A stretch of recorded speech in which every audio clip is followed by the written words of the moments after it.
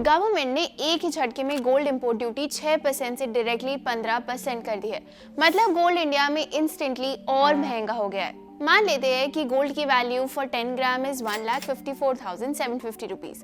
तो पहले import duty थी 9,285 रुपीज, पर अब ये हो चुके हैं 23,212 रुपीज। यानी सिर्फ duty impact almost 14,000 rupees extra है। और इसके ऊपर 3% जीएसटी, मेकिंग चार्जेस और ज्वेलर मार्जिन अलग से लगेगा। तो रिटेल बायर के लिए ज्वेलरी और एक्सपेंसिव हो जाएगी और मार्केट को लग रहा है कि हायर गोल्ड प्राइसेस की वजह से ज्वेलरी डिमांड स्लोअर हो जाएगी। सेंको गोल्ड के एमडी ने कहा है कि वॉल्यूम्स 10 to 15% तक इंपैक्ट हो सकते हैं।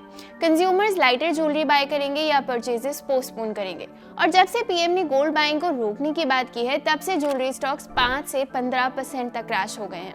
आखिर गवर्नमेंट सडनली गोल्ड को इतना एक्सपेंसिव क्यों बना रही है और ज्वेलरी स्टॉक्स में पैनिक सेलिंग क्यों है? क्योंकि इंडिया दुनिया का सेकंड लार्जेस्ट गोल्ड कंज्यूमर है और हम ऑलमोस्ट सारा गोल्ड इंपोर्ट करते हैं। 2025 से 26 में इंडिया ने नियरली $72 बिलियन का गोल्ड इंपोर्ट किया है।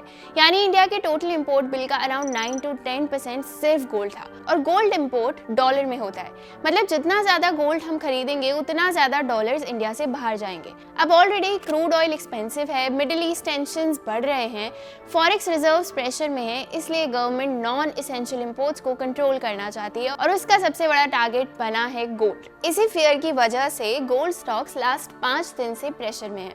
इन्वेस्टर्स को लग रहा है कि नेक्स्ट फ्यू क्वार्टर्स में ज्वेलरी डिमांड स्लो हो सकती है, पर ध्यान रहे जब इंपोर्ट ड्यूटी बहुत हाई हो जाती है तो स्मगलिंग एक्टिविटीज बढ़ सकती है। इंडस्ट्री एक्सपर्ट्स ऑलरेडी इसकी वार्निंग दे रहे हैं। तो बैटल सिंपल है, इकोनॉमिक स्टेबिलिटी या फिर गोल्ड डिमांड। और फिलहाल as it should government economy को प्रायोरिटी दे रही है। क्या आपने अपनी गोल्ड परचेजेस स्टॉप या डिले कर दी है? Tell us in the comments. Investments in securities market are subject to market risks. Read all the related documents carefully before investing.